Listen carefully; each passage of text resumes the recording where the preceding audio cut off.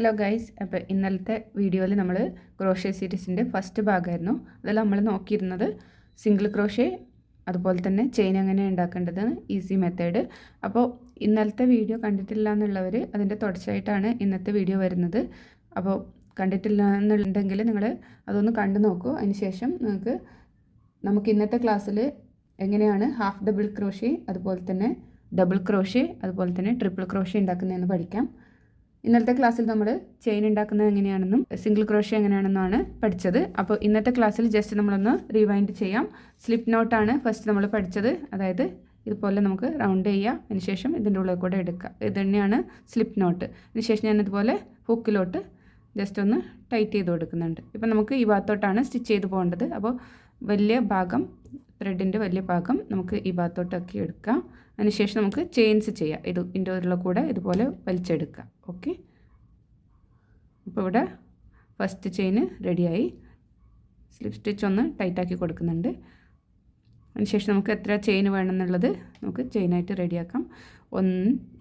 ഞാനിവിടെ 10 ചെയിനാണ് ചെയ്യുന്നത്. അപ്പോൾ ഫസ്റ്റത്തെ രണ്ടാമത്തെ ചെയിനായി ഇപ്പം 3 4 5 6 7 8 കാണുന്നുണ്ടെന്ന് വിചാരിക്കുന്നു. കണ്ട ഈ ഒരു വി പോലത്തെ ഈ ഒരു ഭാഗമാണ് നമ്മൾ ചെയിനായിട്ട് കൗണ്ട് ചെയ്യുന്നത്. 1 2 3 4 5 6 7 8 9 ആൻഡ് 10. അപ്പോൾ 10 ചെയിന് നമ്മൾ റെഡിയാക്കി എടുത്തു. ഇന്നലെ നമ്മൾ സിംഗിൾ ക്രോഷ്യ എങ്ങനെയാണ് ചെയ്യേണ്ടതെന്ന് പറഞ്ഞു. അതായത് ഫസ്റ്റത്തെ ചെയിനിലാണ് നമ്മൾ ഇതുപോലെ വലിച്ചെടുക്കുകയാണ്.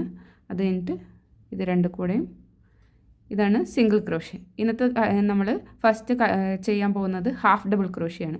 ഹാഫ് ഡബിൾ ക്രോഷ്യ എങ്ങനെയാണെന്ന് വെച്ചാൽ നമ്മൾ ഇന്നലെ ചെയ്തത്, അതായത് സിംഗിൾ ക്രോഷ്യയ്ക്ക് നമ്മൾ ഫസ്റ്റത്തെ ചെയിൻ വിട്ടിട്ട് രണ്ടാമത്തെ ചെയിനാണ്.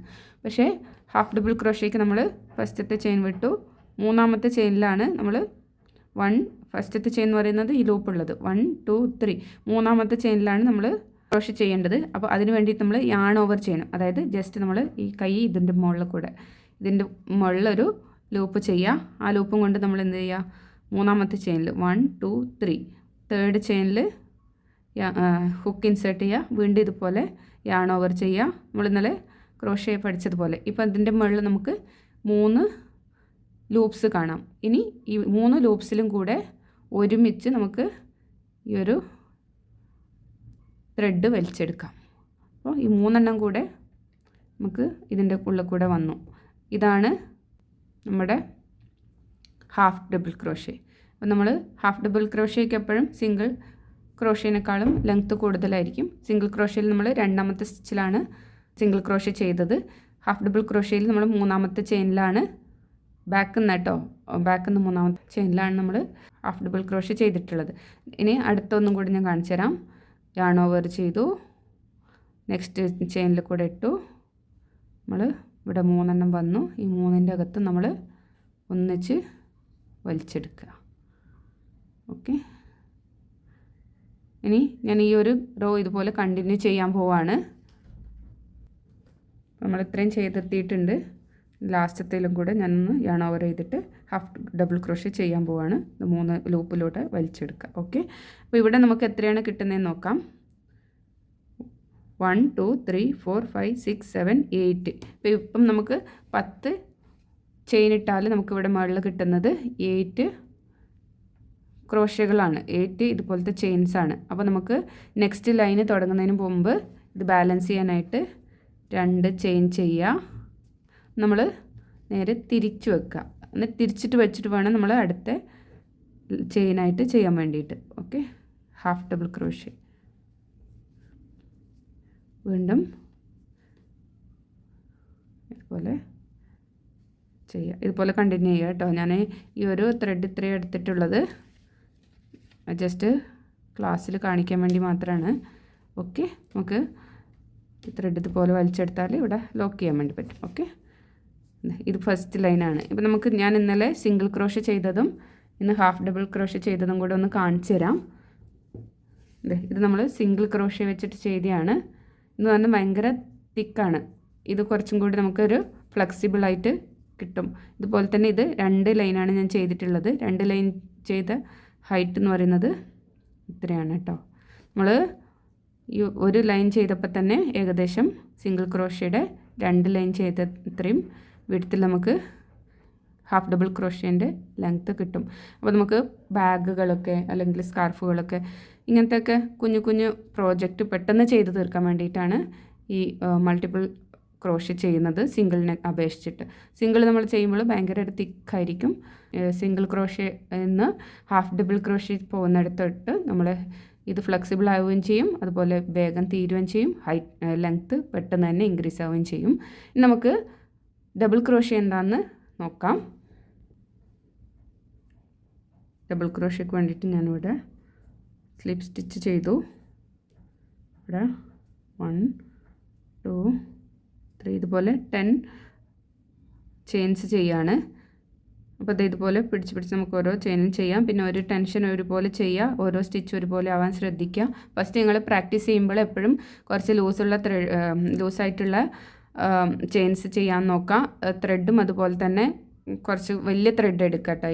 അക്രലിക് യാണ് അല്ലെങ്കിൽ വലിയ നേരത്തെ ത്രെഡുകളൊക്കെ ചെയ്യാണ്ടിരിക്കാൻ ശ്രമിക്കുക. അതുപോലെ തന്നെ ഹുക്കും കുറച്ചുകൂടെ വലിയൊരു ഹുക്ക് യൂസ് ചെയ്യുക. ചെയിൻ കുറച്ച് ലൂസായാലും കുഴപ്പമില്ല, പക്ഷെ നിങ്ങൾ ട്രൈ ചെയ്തിട്ട് വൺസ് നിങ്ങളെ ലൂപ്പുകളൊക്കെ ഒന്ന് കറക്റ്റ് ചെയ്ത് വരുന്നെന്ന് വെച്ചാൽ നിങ്ങൾക്ക് സാധാരണ ത്രെഡ് വെച്ച് ചെയ്യാൻ വേണ്ടി പറ്റും. ഇവിടെ ഇപ്പോൾ 1 2 3 4 5 6 7 8 9 and 10 ഓക്കെ. ഡബിൾ ക്രോഷ്യ ആണ് നമ്മളിപ്പോൾ ചെയ്യാൻ പോകുന്നത്. അപ്പോൾ ഡബിൾ ക്രോഷ്യ എന്ന് പറയുമ്പോൾ ഹാഫ് ഡബിൾ ക്രോഷ്യനേക്കാളും ഹൈറ്റിൽ നമുക്ക് ചെയ്യാൻ പറ്റും, അതുപോലെ തന്നെ വേഗം ചെയ്തു തീർക്കാനും പറ്റും. അപ്പം നമ്മളിപ്പോൾ തേർഡ് ചെയിനിലാണ് ഹാഫ് ഡബിൾ ക്രോഷ്യ ചെയ്തതെങ്കിൽ നമ്മൾ ഡബിൾ ക്രോഷ്യ ചെയ്യുമ്പം ലാസ്റ്റത്തെ ചെയിനിൽ നിന്ന് 4ാമത്തെ സ്റ്റിച്ച് കേട്ടോ.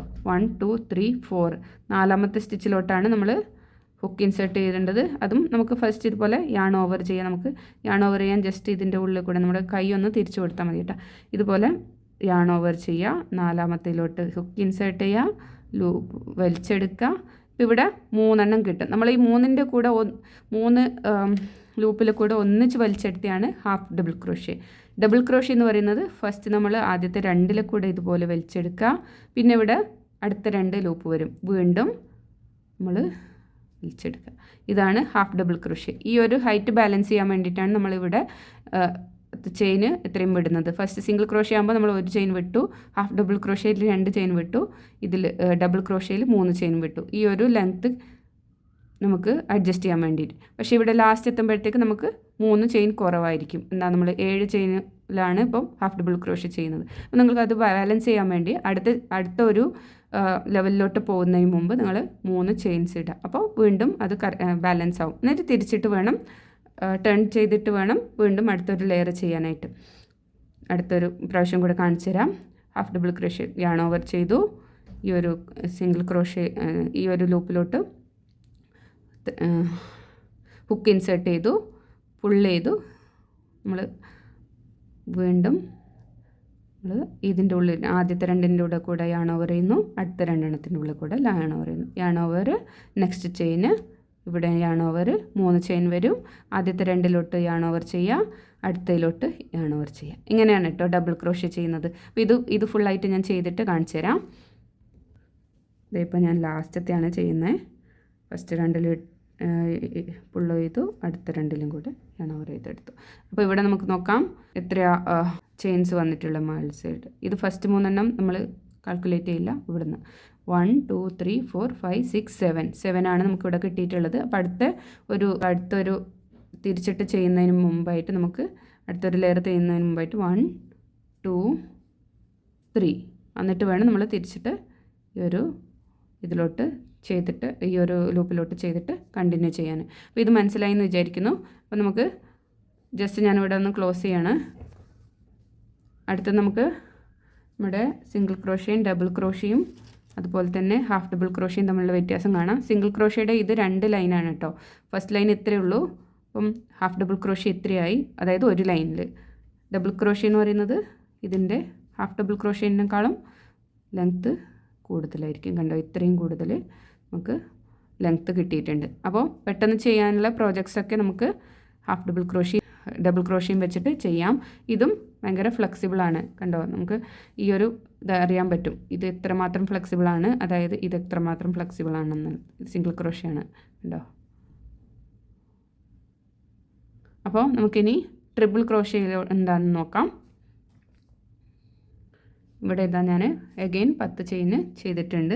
ഇനി നമുക്ക് ഒരു പ്രാവശ്യം യാൺ ഓവർ ചെയ്തു, വീണ്ടും ഒരു പ്രാവശ്യം നമുക്ക് യാൺ ഓവർ ചെയ്യാം. ഇതാ ഞാൻ കൈ എങ്ങനെയാണ് ചെയ്യുന്നതെന്ന് പറയാം. ഫസ്റ്റ് ഒരു പ്രാവശ്യം യാൺ ഓവർ, എഗെയിൻ നമുക്ക് ഇതുപോലെ യാൺ ഓവർ. ഈ 2 യാൺ ഓവറും കൊണ്ടാണ് നമുക്ക് അടുത്തൊരു ചെയിനിലോട്ട് ചെയ്യേണ്ടത്. അപ്പോൾ ഇവിടെ നമ്മൾ ചെയ്യുന്നത്, ഇവിടുന്ന് ഈ ഒരു ലെങ്ത്തിലാണ് നമുക്ക് ഈ ട്രിപ്പിൾ ക്രോഷ്യ വരിക. അപ്പോൾ ഒരു ഒന്നുകിൽ 4ാമത്തെ അല്ലെങ്കിൽ 5ാമത്തെ, നോർമലി 5ാമത്തേലോട്ടാണ് ചെയ്യുക.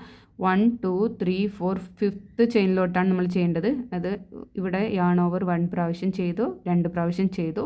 5th ചെയിനിലോട്ട് നമ്മൾ ഒരു പ്രാവശ്യം യാൺ ഓവർ ചെയ്ത് ഇങ്ങനെ കൊണ്ടുവരിക. അപ്പോൾ നമുക്കിവിടെ 4 ലൂപ്പാണുള്ളത് കേട്ടോ. അപ്പോൾ ഫസ്റ്റ് 2 ലൂപ്പിലോട്ട് നമ്മൾ യാൺ ഓവർ ചെയ്ത് കൊണ്ടുവരിക. അടുത്തതിപ്പം 3 എണ്ണമായിട്ട് മാറും. ഈ 3 എണ്ണത്തിൽ ഫസ്റ്റ് 2ലോട്ട് നമുക്ക് യാൺ ഓവർ ചെയ്ത് കൊണ്ടുവരിക. അപ്പം ഇവിടെ നമുക്ക് ഓൾറെഡി 2 ലൂപ്പ് കിട്ടി. ഇനിയിപ്പം ട്രിപ്പിൾ ക്രോഷ്യ എന്ന് പറയുമ്പോൾ ഒരു പ്രാവശ്യം കൂടെ ചെയ്യണം. ഫസ്റ്റ് 2 എണ്ണം, പിന്നെ 2 എണ്ണം, അടുത്ത 2 എണ്ണം. അപ്പോൾ ഈ ഒരു ഹൈറ്റ് മാച്ച് ചെയ്യാൻ വേണ്ടിയിട്ടാണ് നമുക്ക് ഇത്രയും ചെയിൻ നമ്മൾ വിട്ടുകൊടുത്തിട്ടുള്ളത്. വീണ്ടും ചെയ്യുന്നുണ്ട് ഞാനിവിടെ.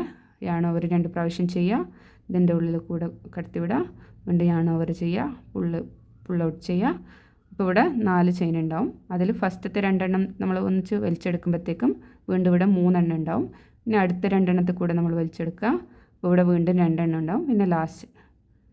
ഇങ്ങനെയാണ് ട്രിപ്പിൾ ക്രോഷ്യ ചെയ്യുന്നത്. കണ്ടല്ലോ. അപ്പം ഞാനിത് ഫുള്ളായിട്ട് ചെയ്ത് കാണിക്കാം. കണ്ടില്ല, ഇതുപോലെ ഞാൻ ചെയ്തെടുത്തിട്ടുണ്ട്. ഇവിടെ നിങ്ങൾക്ക് ഉണ്ടല്ലോ,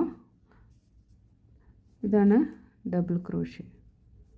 അപ്പം ഡബിൾ ക്രോഷ്യയും ട്രിപ്പിൾ ക്രോഷ്യയും തമ്മിൽ ഏകദേശം ഈ ഒരു ഹൈറ്റ് വ്യത്യാസമുണ്ട്.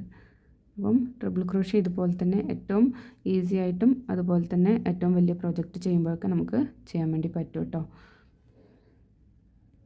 നിങ്ങൾക്കിത് ഈസിലി മനസ്സിലാക്കാൻ വേണ്ടിയിട്ട് ഞാനിതിവിടെ single crochet, half double crochet, double crochet, triple crochet ഈ 4 എണ്ണത്തിൻ്റെയും നമുക്ക് അക്രിലിക് ലാനിൽ ചെയ്ത് വെച്ചിട്ടുണ്ട്. കണ്ട, നമുക്ക് ഈ ഒരു ലെങ്ത്ത് ഡിഫറൻസ് ഇവിടെ കാണാൻ വേണ്ടി പറ്റും. അപ്പോൾ ഇങ്ങനത്തെ ഒരു പ്രോജക്റ്റ് നമ്മൾ ചെയ്യുന്നുണ്ടെങ്കിൽ ഈസി ആയിട്ട് ചെയ്യാൻ വേണ്ടി പറ്റും.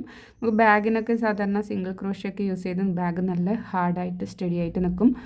ഇതെന്ന് പറഞ്ഞാൽ കുറച്ചൊരു ഫ്ലെക്സിബിൾ ആയിട്ടുള്ള ബാഗായിരിക്കും നമുക്ക് കിട്ടുക. അപ്പോൾ ഓരോ ത്രെഡിനനുസരിച്ചിട്ടുമായിരിക്കും കേട്ടോ. ഇത് ഞാൻ ഇതിൻ്റെ ഇടയിൽ ചെയ്തൊരു പ്രോജക്റ്റാണ്. ഇയറിങ് സ്റ്റഡാണ് കേട്ടോ. എംബ്രോയ്ഡറി ത്രെഡ് വെച്ചിട്ടുള്ള ഒരു കമ്മലാണ്. അപ്പം നിങ്ങൾക്ക് ഇതുപോലൊക്കെ ചെയ്തെടുക്കാൻ പറ്റും, കുറച്ചൊന്ന് പ്രാക്ടീസ് ചെയ്താൽ. അപ്പോൾ അടുത്തൊരു വീഡിയോ ആയിട്ട് നമുക്ക് നാളെ കാണാം. അപ്പോൾ അതുവരേക്കും ബൈ.